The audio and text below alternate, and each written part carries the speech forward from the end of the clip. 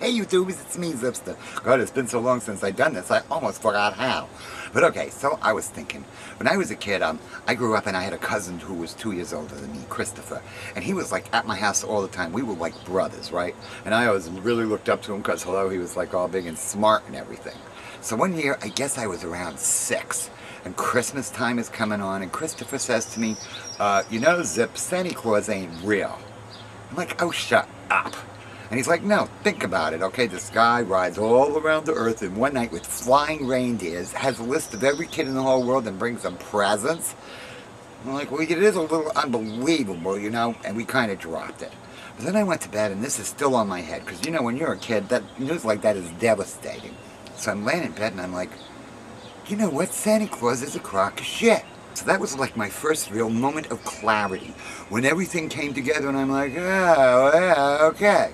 So I'm laying there, and I am bumming big time, because I loved Santa Claus, you know? All of a sudden it occurred to me, wait a minute, if Santa Claus ain't real, that frickin' Easter Bunny's probably a crock of shit, too. Not that I cared that much about the Easter Bunny, all he brought was candy and stuff. You could pretty much steal that at the store when you were a little kid. Oh, I can't believe I just said that. But whatever. So yeah, then I'm like, oh no, 2 big bummers in one night. Now I really can't sleep. I am so bumming, man. Then I realized, oh no, if there's no Santa Claus and no Easter Bunny, the Tooth Fairy ain't real neither. But fortunately, by then I'd lost most of my teeth and already got my dimes. Yeah, we only got a dime back when I was a kid. And now this was a triple threat night. I mean, oh man, I couldn't sleep the whole night long. I'm just bumming. I was one bumming dude. So a couple days later, this is still on my head, because, you know, little kids don't let go of shit like that. This is still on my head. When all of a sudden it occurs to me, I'm trying to think of what in the world ain't real, because, you know, if the big ones ain't real, there must be a lot of other stuff. All of a sudden it occurs to me, that damn stork story they told us about the stork brings a baby to your door.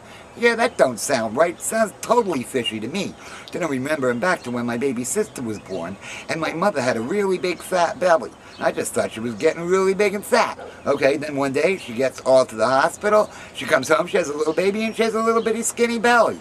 And it occurs to me, hello, that whole stork thing is a crock of shit too. Then I'm thinking, but wait a minute, how does the baby get out of the belly? Ooh, and at that point my mind took me someplace that I was just not ready to go. I'm like, ew. And of course my only logical explanation was that she pooped it out, because hello, I'm only 6, what do you expect? But yeah, so when did you have your first real moment of clarity, where everything just finally came together and fell in peace? Some scary stuff, ain't it? Tell me in the comments below, and I'll talk to you later. Okay, have a great weekend. Thanks, bye! Wait, that was wrong. Thank you! Jeez, I did forget how to do this.